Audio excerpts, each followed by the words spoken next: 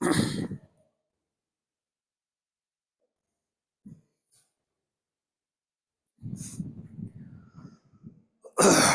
दोस्तों, एक बार फिर आपका ऑनलाइन पोर्टल मास एकेडमी पर स्वागत है। और हम लोग इसके पहले जो चैप्टर पढ़ रहे हैं वो इलेक्ट्रोकेमिस्ट्री में हम लोगों ने फैराडे के विभिन्न नियमों के बारे में अध्ययन किया गया। फैराडे के विभिन्न नियमों में मतलब फैराडे के प्रथम नियम, फैराडे का द्वितीय नियम, इन सब का अध्ययन किया गया।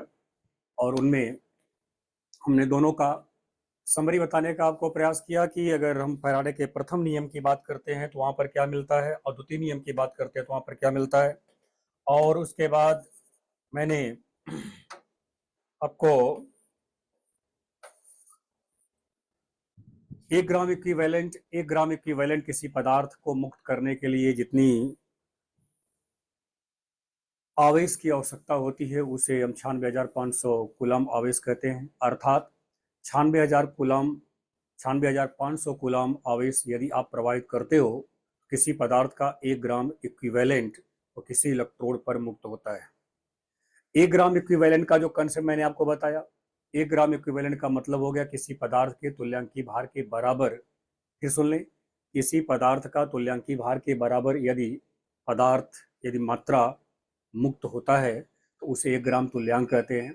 क्योंकि 1 ग्राम तुल्यांक का मतलब होता है पदार्थ का द्रव्यमान डिवाइडेड बाई पदार्थ का तुल्यांकी द्रव्यमान। ठीक है, अगर पदार्थ का द्रव्यमान उसके तुल्यांकी द्रव्यमान के बराबर होगा तो उसे हम कहेंगे 1 ग्राम तुल्यांक। फिर से सुन ले, ध्यान से इस बात को बार बार रिपीट करके पढ़ना। मैंने बोला कि किसी पदार्थ का 1 ग्राम तुल्यांक, कोई भी पदार्थ हो, उस किसी पदार्थ के 1 ग्राम तुल्यांक का मतलब होता है कि उस पदार्थ का उसके तुल्यांकी भार के बराबर, उसके तुल्यांकी द्रव्यमान के बराबर उसका मात्रा हो। ठीक है, तो वह 1 ग्राम तुल्यांक कहलाएगा, क्योंकि ग्राम तुल्यांक बराबर होता है पदार्थ का द्रव्यमान डिवाइडेड बाई पदार्थ का तुल्यांकी द्रव्यमान। तो यदि तुल्यांकी द्रव्यमान के बराबर पदार्थ होगा तो वह 1 ग्राम तुल्यांक कहलाएगा। ठीक है, आज हम आपको ये सिखाने का प्रयास करने चल रहे हैं कि आवेश का मौलिक मात्रक क्या होता है। आवेश का मौलिक मात्रक, फंडामेंटल यूनिट ऑफ चार्ज, वो क्या है और उसे हम लोग कैसे निकालते हैं। तो आए, टॉपिक आज का है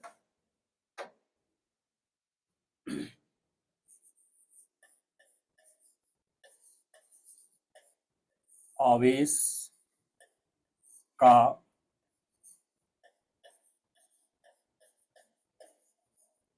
मौलिक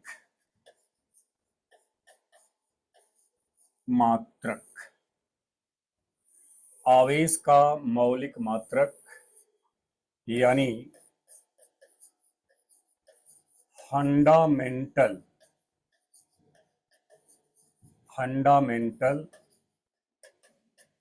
unit of charge. Fundamental unit of charge. बच्चों थोड़ा ध्यान देना, यहाँ पर इसको रटना नहीं है, इसको समझना है। और क्या समझना है, देखिए एक बात सभी लोग ध्यान रखना। जब आप पढ़ाई करते हो, जब आप स्टडी करते हो, तो स्टडी करते समय मैंने शुरू में के लेक्चर में भी बताया था और फिर बता रहा हूँ कि आप सभी लोग किसी टॉपिक पर, चूंकि आपके पास एग्ज़ाम के लिए अभी काफ़ी समय है, तो किसी टॉपिक पर अपना सोच बनाइएगा, उस टॉपिक को समझने का प्रयास करिएगा। अगर वो टॉपिक एक बार आपको समझ में आ गया तो फिर आपको बार बार उसे डीप में जाकर के अध्ययन करने की जरूरत नहीं पड़ेगी। एक बार आप सुपरविजन करोगे, तुरंत बातें सब आपके सामने, आपकी आंखों के सामने आ जाएंगे। मेरा अपना जो एक्सपीरियंस है स्टडी करने का, टीच करने का, वो ये है कि आप किसी टॉपिक को इस कदर सोच डालो, इस कदर दिमाग में बैठा लो कि जब आंखें बंद हो या आंखें खुली हो तो टॉपिक के बारे में सोचो तो टॉपिक आपके सामने एकदम स्पष्ट हो जाए, वो दिखाई दे आपके सामने। ये होती है लर्निंग मेथड और ये है अंडरस्टैंडिंग मेथड। कि आप अगर आंखें खोले हो और टॉपिक का कोई नाम लिया तो टॉपिक का पिक्चर आपके सामने आ जाए पूरा एकदम, जैसे मूवी आप देखते हो, पूरा मूवी का एक एक चीज आप कोई पूछता है तो उसको आप डिमॉन्स्ट्रेट करते हो कि ऐसा लगता है कि आपने मूवी को खुद ही डायरेक्ट किया हुआ है और उसके बारे में आप किसी को एक्सप्लेन कर रहे हो। ये बहुत जरूरी होता है पढ़ने के लिए। अब यहाँ पर देखिए, हम सभी लोग आवेश की बात करने चल रहे हैं, तो उसके पहले इस बात को ध्यान रखना, 1 ग्राम तुल्यांक। 1 ग्राम तुल्यांक कैसे निकालते हैं? आपका जवाब होगा, पदार्थ जो भी हो, तत्व कोई भी हो, पदार्थ का द्रव्यमान डिवाइडेड बाई पदार्थ का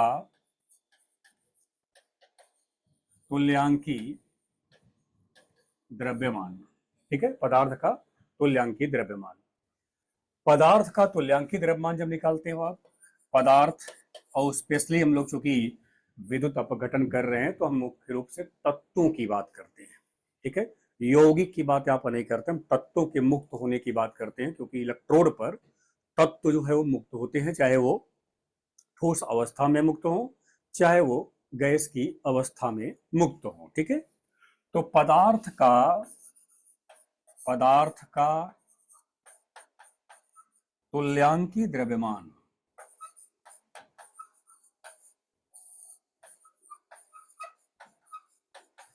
पदार्थ का तुल्यांकी द्रव्यमान क्या होता है? पदार्थ का, ध्यान से समझिएगा, पदार्थ का मोलर द्रव्यमान। ठीक है ना, मोलर द्रव्यमान डिवाइडेड बाई पदार्थ की संयोजकता। ठीक है ना, पदार्थ की संयोजकता, यही आप लगाते हो, इसको वैलेंसी फैक्टर के नाम से आप जानते हो। ठीक, अब मैंने आपको बताया कि 1 ग्राम तुल्यांक आपका पदार्थ का द्रव्यमान और पदार्थ का तुल्यांकी द्रव्यमान, ये निकालते हो ग्राम तुल्यांक लेकर। 1 ग्राम की बात किया, 1 ग्राम तुल्यांक कब होगा? जब पदार्थ का द्रव्यमान और पदार्थ का तुल्यांकी द्रव्यमान आपस में क्या होंगे? बराबर होंगे। बात समझा? इसका मतलब क्या हो गया कि अगर ये बराबर हो गया तो जो हम तुल्यांकी द्रव्यमान ले रहे हैं यहाँ पर, तुल्यांकी द्रव्यमान, उसके जगह पर क्या लिख सकते हैं? 1 ग्राम तुल्यांक लिख सकते हैं, 1 ग्राम तुल्यांक लिखा जा सकता है। ठीक है, हम आपसे जो बात कर रहे हैं वो इसके पहले के लेक्चर के आधार पर बात कर रहे हैं कि जब 96,500 कूलम आवेश हम किसी पदार्थ को देते हैं तो उसका किसी इलेक्ट्रोड पर 1 ग्राम तुल्यांक मुक्त होता है। ठीक है जी, तो अब 1 ग्राम तुल्यांक कब होगा?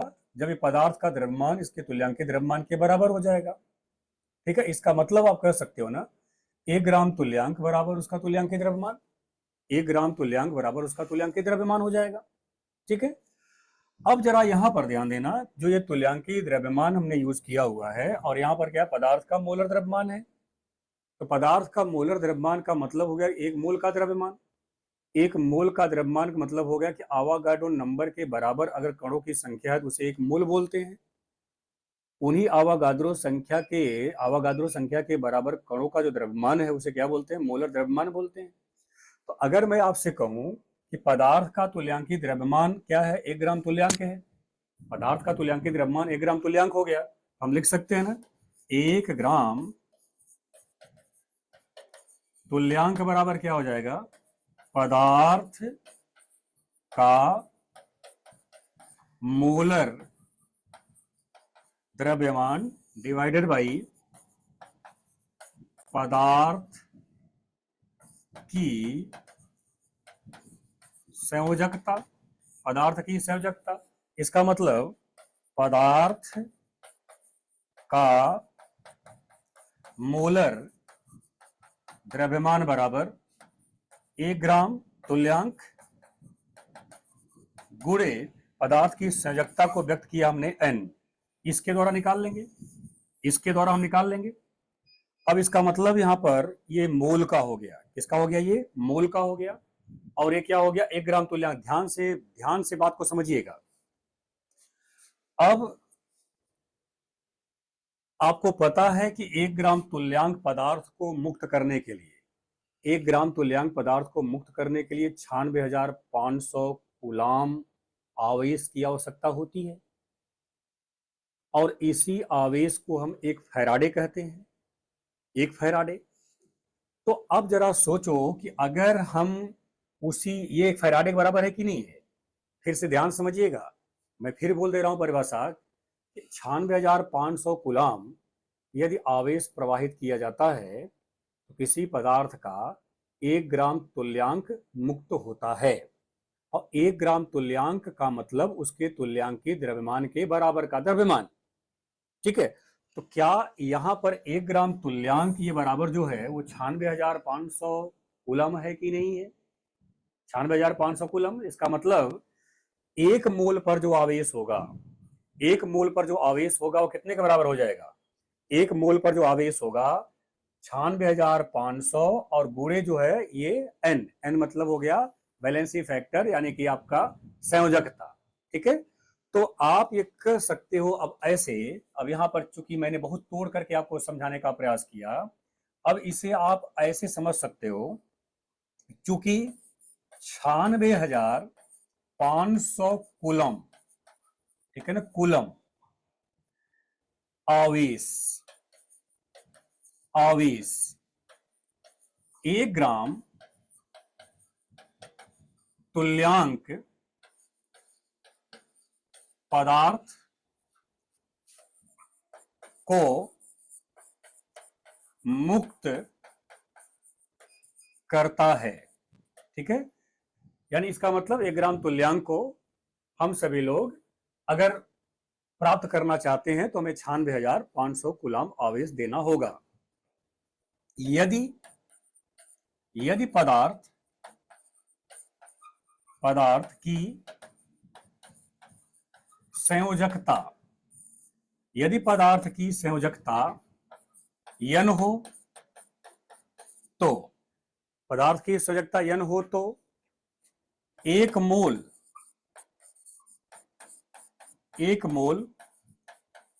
पदार्थ को मुक्त करने के लिए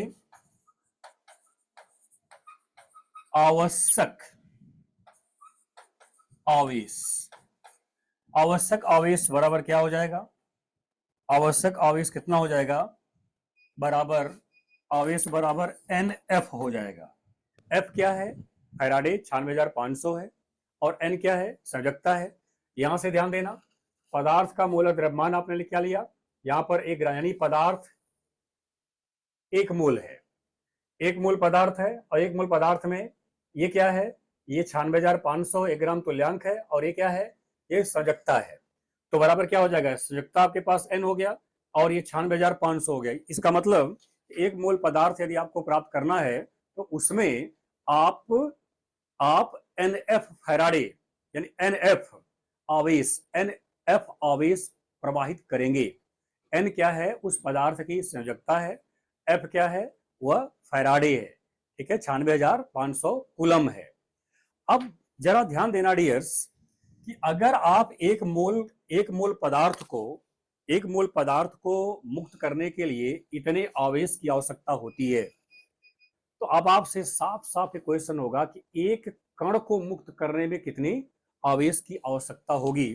तो अब आप यहां देखें, यहां लिख सकते हैं, क्या लिख सकते हैं? चूंकि 6.023 10 के पावर 23 कणों को, या कणों पर लिख सकते हो आप, कणों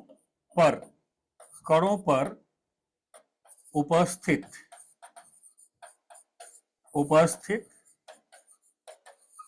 आवेश बराबर कितना? NF। इसलिए एक कण पर उपस्थित आवेश बराबर NF अपान 6.023 10 के पावर 23। भाई उसी को आप क्या करो, अवोगाद्रो नंबर से भाग दे दो। यदि n बराबर 1 रखा जाए और f बराबर 96,500 रखा जाए तो क्या हो जाएगा, 1 गुणे 96,500 डिवाइडेड बाई 6.023 10 के पावर 23। ठीक है, ये आवेश आ जाएगा, एक कण पर इतना आवेश होगा। अगर इसको हम लोग हल करें, अगर इसको आप लोग भी अपने से हल कर लो, 96,500 डिवाइडेड बाई 6.023 ये हो गया। और अब आप जरा देखिए, यहां पर आ गया 16, मैं पूरा लिख रहा हूं वैल्यू, 16,021 मल्टीप्लाइड, और चीज छोड़ दो, डेसिमल के बाद का छोड़ दे रहा हूं, 10 के पावर ये 23 ऊपर जाएगा, -23 हो जाएगा। ठीक है, अब आप जरा देखिए, इतनी वैल्यू आपके पास आ रही है। यदि यही चीज आप और डेसिमल में ले आए तो यहां पर अगर कहा जाए कि 1.6 के रूप में लेना है तो क्या हो जाएगा, ये आपका 4 कट जाएगा, 4 चला जाएगा, तो 1.602 10 के पावर -19 कूलाम का आवेश होगा। इतना कूलाम आवेश होगा एक कण पर। ठीक है, एक कण पर इतना कूलाम आवेश होगा, चूंकि जानते हो यहाँ पर क्या है मात्रक, कूलाम पर मोल मात्रक यहाँ होता है और यहाँ होता है पर मोल। इतना क्या होता है, पर मोल होता है, तो पर मोल आपका कैंसिल हो गया, क्या बचा आपका, एक कूलाम बचा। इतनी वैल्यू आपके पास हो जाएगी। इस तरीके से आप एक कण पर आवेश निकाल लिया। एक कण पर आवेश निकाला, इसका मतलब यही हो गया यूनिट चार्ज। क्या बोलेंगे, यूनिट चार्ज। एक आपका इकाई मात्रक आपके सामने उपस्थित हो गया। जो फंडामेंटल चार्ज की जो यूनिट है वो आपके पास इतना है, एक कण पर इतना आवेश आपके पास उपस्थित होता है। कोई आवेशित कण है, फिर से सुन ले, कोई भी आवेशित कण, चाहे वो प्रोटॉन हो चाहे वो इलेक्ट्रॉन हो, जिसकी भी बात करते हैं, अगर इकाई चार्ज की बात आती है तो उसका मान कितना होता है, 1.602 10 के पावर -19 कूलाम। ये आवेश आपको देखने के लिए मिलता है। ठीक है ना, एक कण पर आवेश आपको मिल गया। अब बच्चों जरा थोड़ा सा ध्यान दो, ये सब क्वेश्चन है ना, ये सब क्वेश्चन जो कभी कभी ऑब्जेक्टिव क्वेश्चन जो होते हैं उसको सॉल्व करने में बड़ा मदद करता है। क्या आप ये देख रहे हो कि इतना कूलाम बराबर एक कण होता है। अगर कण को इलेक्ट्रॉन मान लिया जाए, माना वो कण कौन है, इलेक्ट्रॉन है, तो हम देख रहे हैं कि इतना कूलाम का जो आवेश है वो कितने पर, एक इलेक्ट्रॉन पर है। ठीक है ना, आप यहां आगे थोड़ा बढ़िए, चूंकि 1.602 10 के पावर -19 कूलाम आवेश बराबर एक इलेक्ट्रॉन, मैंने लिख दिया एक इलेक्ट्रॉन। ठीक है ना, एक इलेक्ट्रॉन, तो आपके पास एक इलेक्ट्रॉन यहां पर है। तो एक कूलाम में इतना कूलाम बराबर एक इलेक्ट्रॉन है। तो एक कूलाम में कितना इलेक्ट्रॉन होगा ये आपको निकालना है। एक कूलाम में कितना इलेक्ट्रॉन हो जाएगा, एक कूलाम में इलेक्ट्रॉन अगर निकालेंगे, फिर सुन लें, इतना कूलाम आवेश बराबर इतना इलेक्ट्रॉन, इसलिए एक कूलम बराबर क्या हो जाएगा, बोलो भैया, एक कूलम बराबर 1 गुणे 1 डिवाइडेड बाई 1.602 10 के पावर -19, इतना इलेक्ट्रॉन हो जाएगा। ठीक है ना, इतना इलेक्ट्रॉन्स आपके पास हो जाएंगे।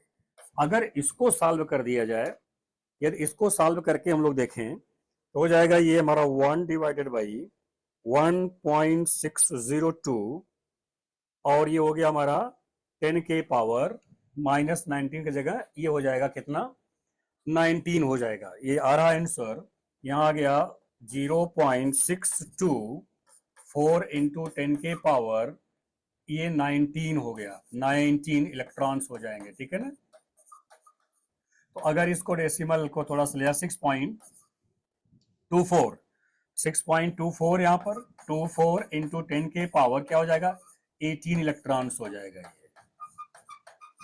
ठीक है, इतने आपका इलेक्ट्रॉन आपको देखने के लिए मिलेंगे।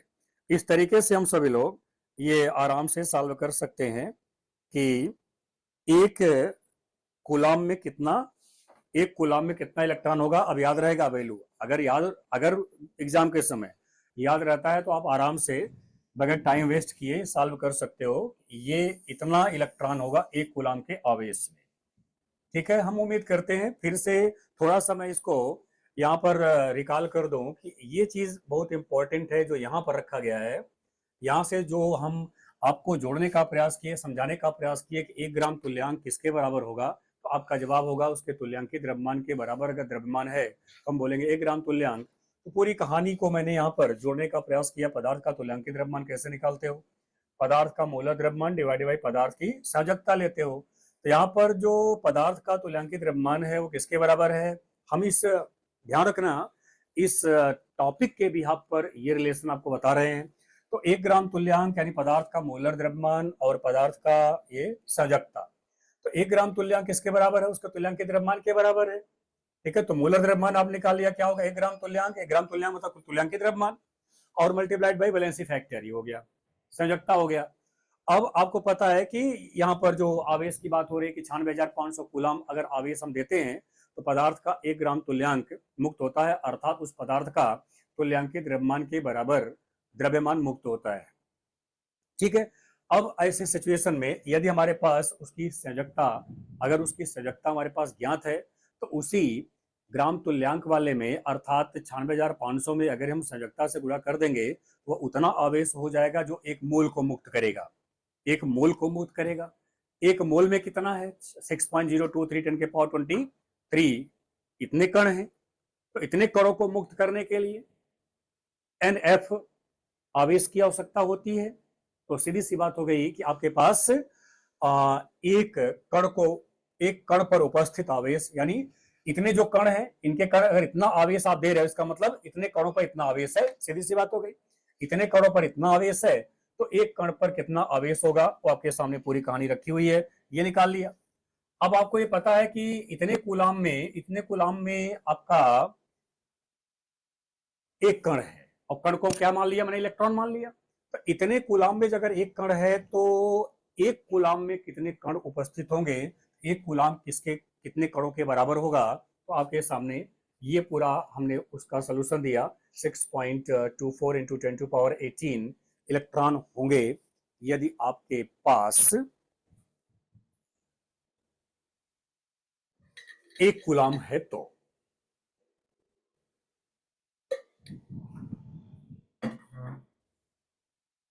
अब उसके बाद ये आपका कूलम की कहानी हो गई। ये तो हो गया मौलिक मात्रक किसका, आवेश का। ठीक है, थोड़ा इस टॉपिक को आप गहराई में ध्यान रखेंगे क्योंकि आवेश वाला बहुत ही कंफ्यूजन होता है बाद में चल करके।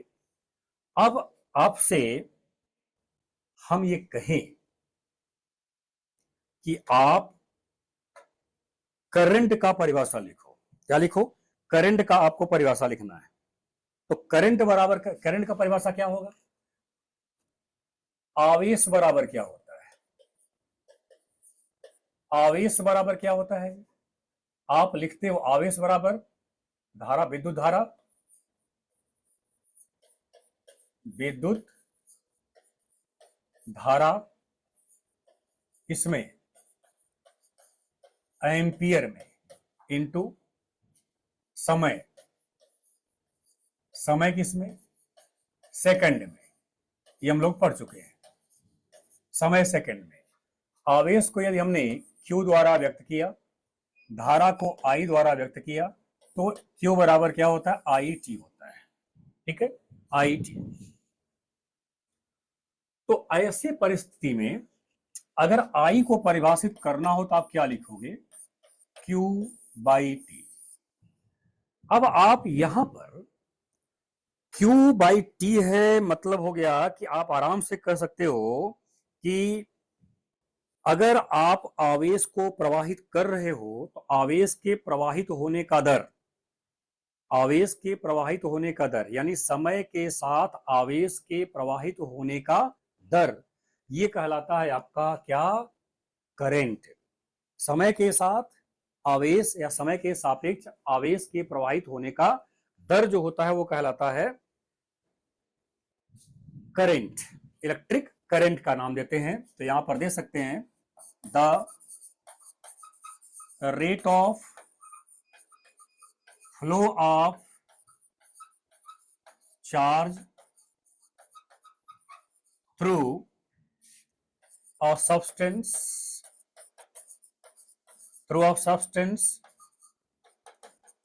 with time is called electric current ऊपर वाला जो मैथमेटिकल फार्मूला है उसको भी आप ले सकते हो कि charge per unit time, charge per unit time, जितना चार्ज आप प्रोवाइड कर रहे हो एक सेकंड में वो हो जाएगा आपका एम्पियर। तो charge per unit time is called ampere. हाँ, तो 1 एम्पियर इसको लिखना होगा 1 एम्पियर। क्या करना होगा आपको, यहाँ रेस्ट्रिक्शन है, यहाँ बाधा लगा दिया आपने। 1 एम्पियर बराबर तो क्या हो जाएगा 1 कूलम हो जाएगा। 1 कूलम का आवेश आपको देना है कितने से लिए, 1 सेकंड के लिए। 1 कूलम का आवेश 1 सेकंड के लिए देंगे तो आपका वो 1 एम्पियर विद्युत धारा के बराबर होगा।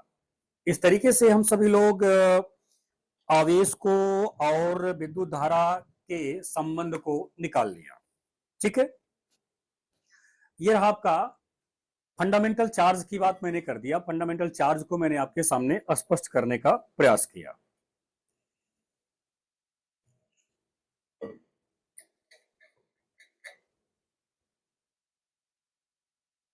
अब इलेक्ट्रिक पोटेंशियल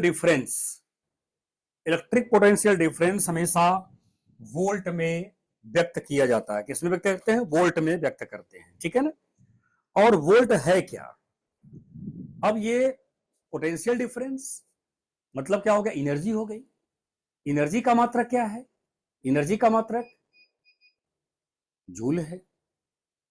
ठीक, तो potential difference charge, potential difference क्या क्रिएट करता है, चार्ज। तो potential difference per unit charge, potential difference per unit charge is called volt. इसका मतलब हो गया 1 volt will be equal to the ratio of 1 joule and 1 coulomb. तो volt is unit of potential difference, unit of potential difference per unit charge। तो क्या हो जाएगा, अगर मैं यहां कहूं 1 volt is equal to 1 joule divided by 1 coulomb, 1 coulomb. और आपको पता है कि जूल मतलब क्या, न्यूटन मीटर। जूल मतलब क्या हो गया, न्यूटन मीटर, यानी 1 न्यूटन 1 मीटर 1 न्यूटन 1 मीटर। और कूलम में क्या है, कूलम में है 1 ampere 1 ampere into 1 second, 1 ampere into 1 second. ये आपके पास बात आ गई।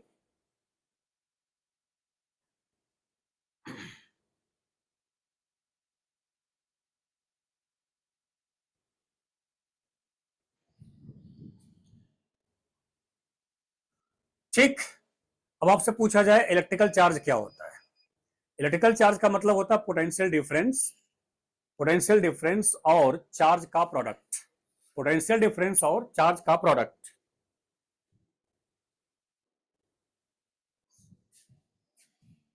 चलो भाई, इलेक्ट्रिकल चार्ज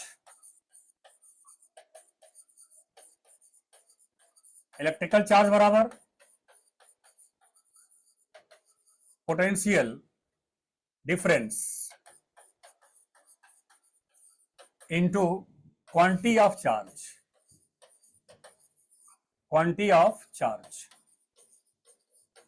यानी चार्ज का। तो इलेक्ट्रिकल चार्ज अगर पोटेंशियल डिफरेंस को हम भी लिखें और चार्ज को हम क्यू लिखें तो आपके पास इलेक्ट्रिक चार्ज आ गया, इलेक्ट्रिक चार्ज आपके पास निकल गया। इलेक्ट्रिक चार्ज बराबर आपका क्या हो गया, पोटेंशियल डिफरेंस टू क्यू। और क्यू के बारे में जानते हैं, क्योंकि क्यू बराबर क्या होता है, क्यू बराबर आई टी होता है। इसका मतलब इलेक्ट्रिकल चार्ज, इलेक्ट्रिकल चार्ज या इसी को हम बोलते हैं क्या, electrical energy. Electrical charge, electrical charge या इलेक्ट्रिकल एनर्जी लिखो ज्यादा बेटर रहेगा, इलेक्ट्रिकल एनर्जी। ठीक है, इलेक्ट्रिकल एनर्जी बराबर V इंटू आई इंटू आपका टी, V इंटू आई। अब देखिए यहां पर potential difference, potential difference, electrical energy, potential difference, ये हो गया, ये हो गया आई आपका क्या, करंट, और टी क्या हो गया, टाइम। तो product of, the product of potential difference and electric current is called what, is called what, यानी यहां पर क्या हो जाएगा, electrical energy is equal to watt, time मतलब second, watt second, watt second, ये हो गया कहानी आपके पास वाट का। इलेक्ट्रिकल एनर्जी इस तरह से हम लोग वाट सेकेंड में रिप्रेजेंट करते हैं, तो watt second is the electrical energy. इस तरीके से हम लोगों ने fundamental, fundamental unit of charge अर्थात आवेश के मौलिक मात्रक के बारे में जाना। फिर से एक बार मैं इसको जल्दी जल्दी रिवाइज कर दे रहा हूं कि एक मोल पर चार्ज NF होता है, एक कण पर charge NF divided by Avogadro number होता है। N क्या है, पदार्थ की संयोजकता है, F क्या है, फैराडे है जिसकी वैल्यू 96,500 होती है। एम्पियर क्या है, एम्पियर आवेश, एम्पियर क्या होता है, आवेश डिवाइडेड बाई टाइम, ये एम्पियर हो गया। इलेक्ट्रिकल एनर्जी कैसे निकालेंगे, इलेक्ट्रिकल एनर्जी निकालने के लिए आप क्या करोगे, पोटेंशियल डिफरेंस लोगे, पोटेंशियल डिफरेंस और आवेश का प्रोडक्ट जो है ये कहलाता है इलेक्ट्रिकल एनर्जी। इसको अब रिप्रेजेंट करते हैं, इसको व्यक्त करते हैं किसमें, वाट सेकंड में। दूसरी बात हमने वोल्ट की बात की, वोल्ट क्या है, ये यूनिट है किसका, पोटेंशियल डिफरेंस का। पोटेंशियल डिफरेंस की यूनिट क्या है, वोल्ट है। और ये होता क्या है, 1 वोल्ट किसके बराबर होता है, तो आपका जवाब होगा कि potential energy, potential energy divided by charge. तो पोटेंशियल एनर्जी मतलब जूल डिवाइडेड बाई कूलम, तो 1 volt is equal to 1 joule upon 1 coulomb, अर्थात ये कह सकते हो कि जूल पर यूनिट टाइम, ये पर यूनिट चार्ज ये कर सकते हो आप। या फिर आपका जो जूल है, जूल में क्या है, न्यूटन मीटर है, न्यूटन मीटर, और चार्ज में क्या है, एम्पियर और सेकंड है। इस तरीके से एम्पियर, सेकंड, इन सबको मिलाकर के आप इलेक्ट्रिकल एनर्जी में लेकर आएंगे तो वाट में उसे कन्वर्ट किया जा सकता है। यानी अब अगर आपसे कोई क्वेश्चन करता है इलेक्ट्रिकल एनर्जी का मात्रक क्या होगा, तो क्या बोलोगे, वाट सेकंड। इलेक्ट्रिकल एनर्जी यानी कि विद्युत ऊर्जा जो है, ठीक है, ये क्या है इसका आवेश, इसका मात्रक, तो आपका जवाब होगा वाट सेकंड। इस तरीके से हम सभी लोग ये यूनिट के बारे में कुछ जानने का प्रयास किए। अब आज हम लोग यह देखने का प्रयास अब करेंगे कि जो सेल हम लोग पढ़े आज तक जो सेल के बारे में पढ़ा गया वो कौन सा सेल था, विद्युत अपघटनी सेल था। विद्युत अपघटनी सेल के बारे में पढ़े। अब हम सभी लोग जो अध्ययन करेंगे आगे, आगे का जो अध्ययन होगा वह गैल्वानिक सेल का होगा। गैल्वानिक सेल के बारे में बात करेंगे। तो आइए हम लोग आगे बढ़ते हैं।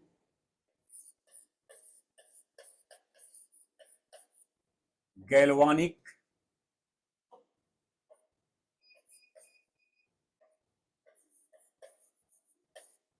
गैल्वानिक सेल,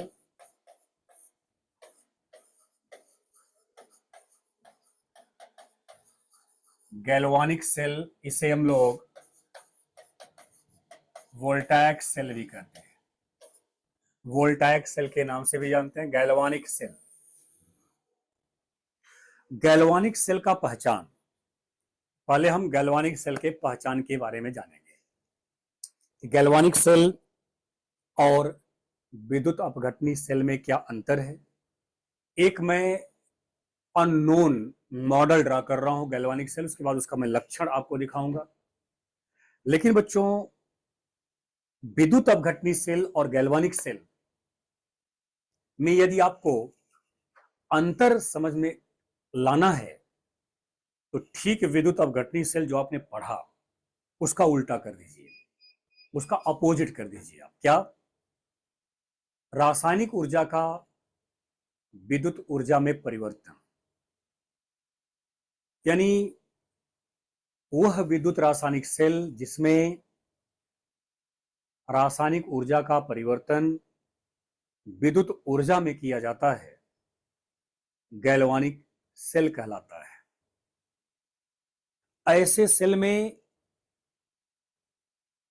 स्वतः स्वेच्छात्मक रासायनिक अभिक्रिया के परिणाम स्वरूप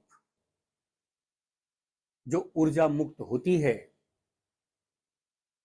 उस ऊर्जा से विद्युत धारा उत्पन्न होती है।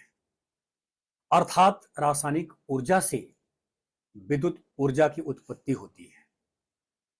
यहां होने वाली जो क्रिया होती है वह स्पॉन्टेनियस होती है, स्वेच्छात्मक होती है, स्वेच्छा से होती है। इसके लिए किसी बाह्य ऊर्जा की आवश्यकता नहीं होती है। इसलिए इस सेल में मुक्त ऊर्जा में परिवर्तन अर्थात डेल्टा जी वह ऋणात्मक होता है। इसका तात्पर्य हुआ कि विद्युत रासायनिक ऊर्जा से विद्युत ऊर्जा में परिवर्तन मुक्त ऊर्जा में कमी के कारण होता है, और जब मुक्त ऊर्जा में कमी होती है कोई भी प्रक्रिया स्वेच्छात्मक होती है, स्वेच्छा से होती है, उसे हम स्पॉन्टेनियस कहते हैं। इसके लिए पहले आप परिभाषा की बात करें। वह विद्युत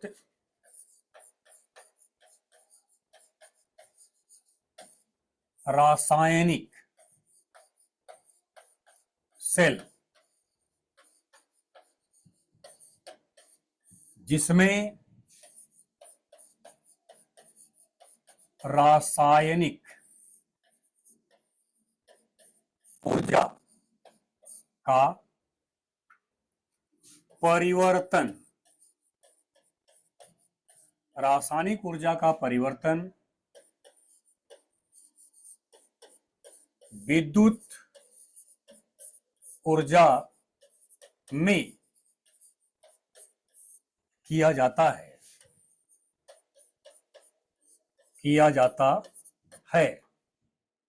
गैल्वानिक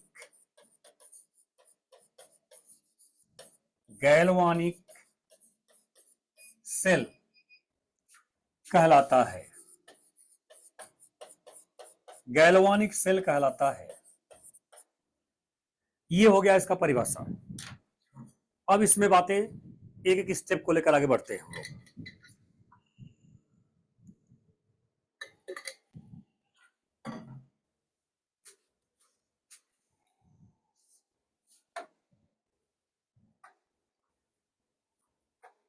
गैल्वानिक सेल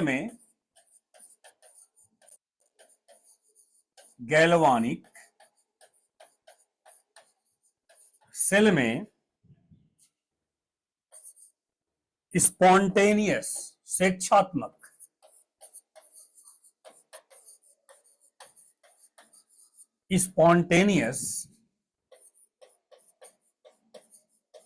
रासायनिक अभिक्रिया, स्वेच्छात्मक अर्थात स्पॉन्टेनियस रासायनिक अभिक्रिया होने के कारण विद्युत ऊर्जा की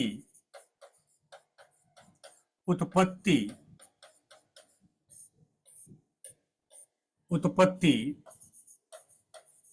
होती है, उत्पत्ति होती है।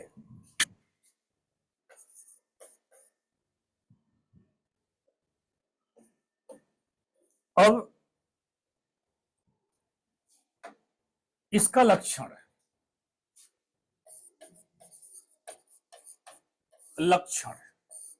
कैरेक्टर,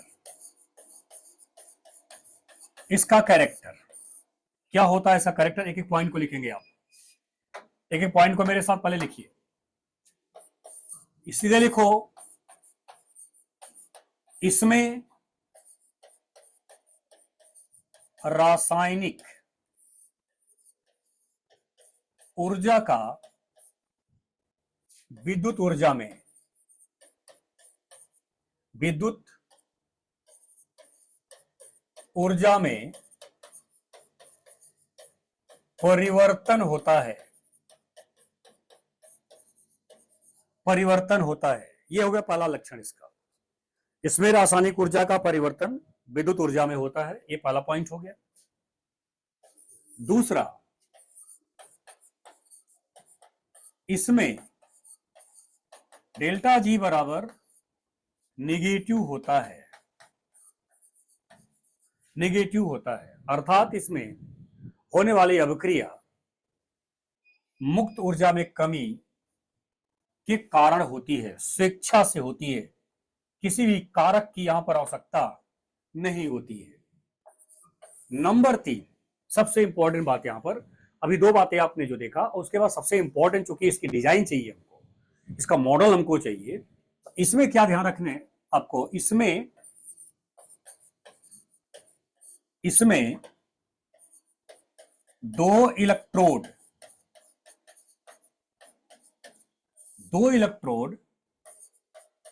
2 भिन्न विलयनों में डूबे होते हैं, 2 भिन्न विलयनों में डूबे होते हैं,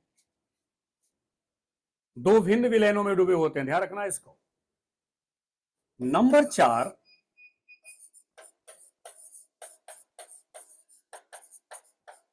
2 इलेक्ट्रोड वोल्टमीटर या अमीटर द्वारा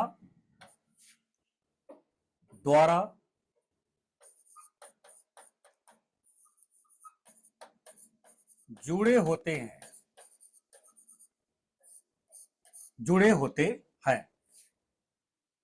लक्षण लिख रहे हैं आप केवल, समझ बाद में आएगा। 5वां, दोनों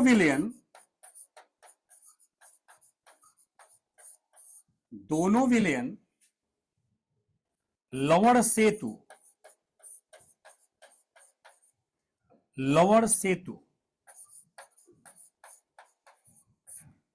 द्वारा जुड़े होते हैं, लवण सेतु द्वारा जुड़े होते हैं। नंबर 6, गैल्वेनिक सेल का, या इसका मतलब है गैल्वेनिक सेल, इसका एनोड निगेटिव पोल होता है, निगेटिव पोल, तथा कैथोड पॉजिटिव पोल होता है, पॉजिटिव पोल होता है, ध्यान रखना इसको। नेगेटिव पोल होता है, इसका पॉजिटिव पोल होता है। 7वां पॉइंट, एनोड पर ऑक्सीडेशन, ऑक्सीकरण यानी उपचयन, ऑक्सीकरण, ऑक्सीडेशन, तथा कैथोड पर रिडक्शन, अपचयन, रिडक्शन होता है। रिडक्शन होता है। अब उसके बाद अगर हम इसके डिजाइन की बात करें, ध्यान से एक बार फिर मेरी लैंग्वेज को रिपीट कर लिया समरी के रूप में। गैल्वानिक सेल में दो इलेक्ट्रोड अलग अलग विलयनों में डूबे होते हैं। दोनों इलेक्ट्रोड एक दूसरे के साथ वोल्टमीटर अर्थात अमीटर के द्वारा जुड़े होते हैं। दोनों विलयन एक दूसरे से लवण सेतु द्वारा जुड़े होते हैं। इस सेल में रासायनिक ऊर्जा का विद्युत ऊर्जा में परिवर्तन होता है। इस सेल में डेल्टा जी घटता है अर्थात डेल्टा जी का मान नेगेटिव होता है। इसका एनोड नेगेटिव पोल होता है और इसका कैथोड पॉजिटिव पोल होता है। जबकि विद्युत अपघटनी में क्या था, एनोड पॉजिटिव पोल और कैथोड नेगेटिव पोल था। एनोड पर वही क्रिया होती है जो इलेक्ट्रोलाइटिक सेल में अर्थात विद्युत अपघटनी सेल में हुआ था। एनोड पर ऑक्सीकरण और कैथोड पर अपचयन ही होता है। इसका जो एनोड नेगेटिव पोल होता है उसके पीछे कारण है कि एनोड पर इलेक्ट्रॉन एकत्रित होता है। एनोड पर इलेक्ट्रॉन एकत्रित होता है जिसके कारण वो पूरा का पूरा नेगेटिव बन जाता है और कैथोड पर धन आयन एकत्रित होते हैं, इसके कारण वो पॉजिटिव पोल हो जाता है। ठीक है, इसमें कुछ कारण है, अभी हम आगे बात करेंगे जिसमें हम विलयन दाब और परासरण दाब के आधार पर यह बताने का प्रयास करेंगे कि कौन सा धनात्मक कौन सा ऋणात्मक पोल क्यों उत्पन्न होता है। अभी हम डिजाइन की बात करने चल रहे हैं कि गैल्वानिक सेल को हम कैसे डिजाइन करेंगे। तो आइए एक गैल्वानिक सेल को हम लोग डिजाइन करते हैं और इसमें एक एग्जांपल के तौर पर डैनियल सेल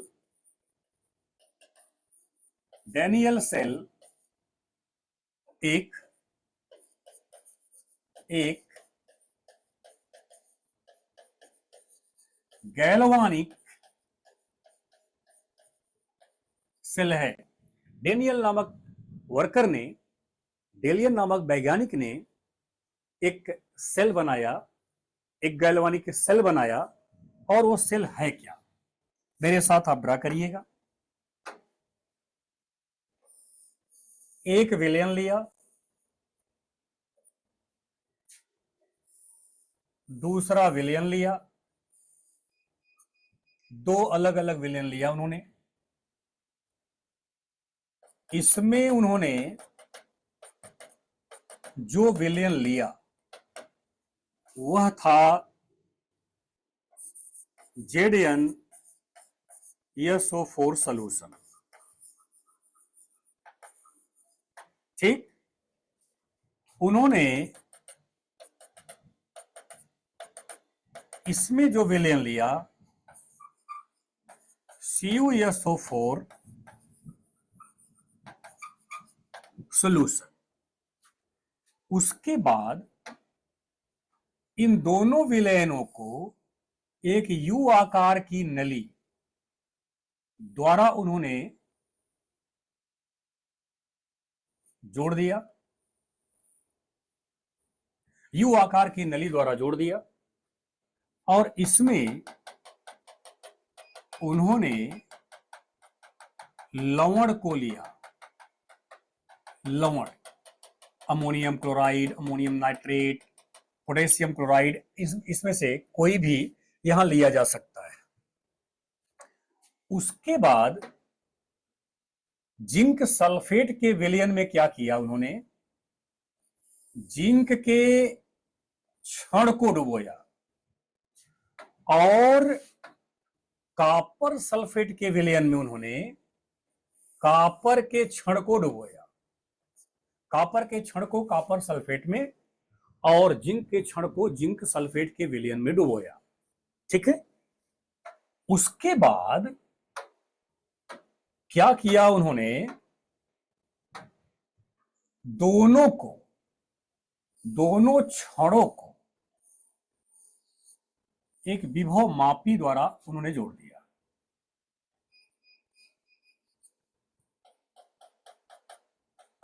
ये विभव मापी, ठीक है। अब जैसे ही ये पूरा सेल बना और दोनों इलेक्ट्रोड को जैसे जोड़ा जाता है वैसे विद्युत धारा प्रवाहित होना प्रारंभ हो जाती है। इधर से इधर एनोड से कैथोड की तरफ इलेक्ट्रॉन चलता है, इलेक्ट्रॉन आता है एनोड से कैथोड की तरफ, और इधर से इधर करंट चलता है, धारा। ठीक है, ये है कॉपर रॉड, ये कॉपर की छड़ है, और ये है आपका जिंक रॉड, जिंक की छड़ है। जिंक की छड़ को जिंक सल्फेट के विलयन में, कॉपर की छड़ को कॉपर सल्फेट के विलयन में डुबोने के बाद दोनों विलयनों को लवण सेतु, इसे हम साल्ट ब्रिज कहते हैं, साल्ट ब्रिज कहते हैं, साल्ट ब्रिज द्वारा जोड़ा गया, और दोनों इलेक्ट्रोड को, यह है हमारा वोल्टमीटर, वोल्टमीटर द्वारा जोड़ा गया।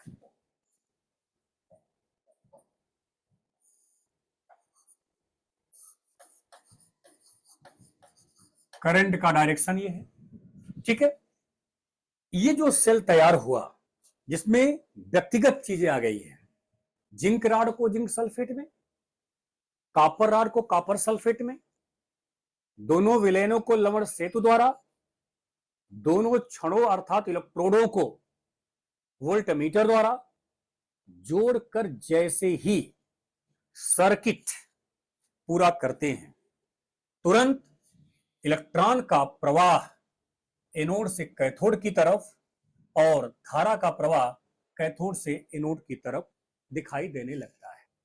यहां हम किसी प्रकार के वह ऊर्जा का प्रयोग नहीं कर रहे हैं, यहां स्वतः क्रिया हो रही है। इसलिए विद्युत अपघटनी सेल और गैल्वानिक सेल का बेसिक अंतर आपके दिमाग में होना चाहिए कि उसमें होने वाली क्रियाएं नॉन स्पॉन्टेनियस होती है और इसमें होने वाली क्रियाएं स्पॉन्टेनियस होती है। वहां डेल्टा जी का मान धनात्मक, यहां डेल्टा जी का मान ऋणात्मक होता है। इसलिए यहां पर कहानी स्वेच्छात्मक होती है, स्वतः होती है। जैसे ही सर्किट आप पूरा करेंगे विद्युत धारा का प्रवाह प्रारंभ हो जाएगा। ठीक है, ये है डैनियल सेल, जो आपका फिगर है, ये डैनियल सेल का ये फिगर है। ठीक है, अब इसमें मैंने क्या बोला, एनोड पर कौन सी क्रिया, एनोड पर कौन सी क्रिया होती है, तो आप कहे अभी लिखे हैं पॉइंट में ऑक्सीकरण। तो डैनियल सेल में क्या होगा, तो डैनियल सेल में, डैनियल सेल में एनोड पर क्या होगा, जेडीएन इलेक्ट्रॉन का त्याग करेगा, जेडीएन डाई पॉजिटिव, ये 2 इलेक्ट्रॉन हो गया। ठीक है, आपको पता है इलेक्ट्रॉन त्यागने की जो प्रक्रिया है, इलेक्ट्रॉन त्यागने की जो क्रिया है, उसे हम क्या कहते हैं, ऑक्सीकरण कहते हैं। ये हो गया हमारा ऑक्सीडेशन, ऑक्सीडेशन हो गया। उसके बाद जो कैथोड पर कॉपर आयन, यानी कि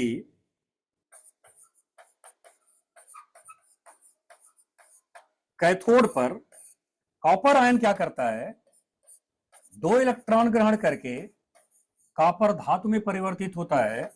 यह क्रिया क्या हो गई, रिडक्शन हो गई।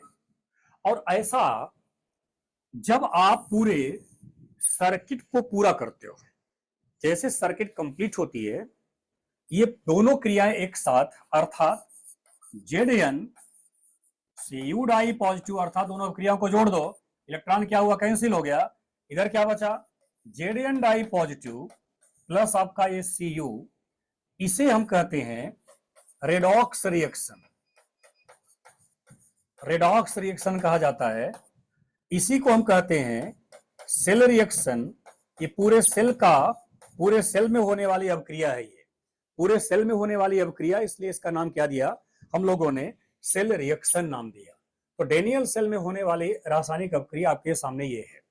तो डेनियल सेल एक प्रकार का क्या है, गैल्वानिक सेल है। और डेनियल सेल में जिंक सल्फेट में जिंक राड, कॉपर सल्फेट में कॉपर राड, दोनों विलयन का लवण सेतु से जुड़ना, दोनों राड का, दोनों इलेक्ट्रोड का वोल्टमीटर से जुड़ना। अगर आपसे कोई कहता है बच्चों इलेक्ट्रोड का परिभाषा बताओ, इलेक्ट्रोड का तात्पर्य क्या होता है, इलेक्ट्रोड का आपको मीनिंग बताना है, तो आप ये बोलना कि जिस पर रासायनिक अभिक्रिया होती है, विद्युत रासायनिक सेल में जिस पर रासायनिक अभिक्रिया होती है, अर्थात जिस पर ऑक्सीकरण तथा अपचयन होता है, ऑक्सीकरण तथा अपचयन होता है, उन्हें इलेक्ट्रोड कहते हैं। उन्हें क्या कहते हैं, इलेक्ट्रोड कहते हैं। फिर सुन लें, विद्युत रासायनिक सेल में जिस पर ऑक्सीकरण तथा अपचयन होते हैं उन्हें इलेक्ट्रोड कहते हैं। जो यहां पर कॉपर रॉड, जिंक रॉड, इनका जो प्रयोग किया गया वो सब क्या है, वो सब इलेक्ट्रोड हैं और उन्हीं पर अभिक्रिया होती है। हम आपको डेनियल सेल के बारे में बता दिए, हम आपको गैल्वानिक सेल के बारे में बता दिए। अब उसके बाद हम सभी लोग डेनियल सेल या गैल्वानिक सेल में कैसे ये विद्युत धारा उत्पन्न होती है, कैसे ये विद्युत धारा प्रवाहित होती है, इसके बारे में अगले लेक्चर में बात करेंगे। आज का लेक्चर यहीं पर हम लोग समाप्त करते हैं।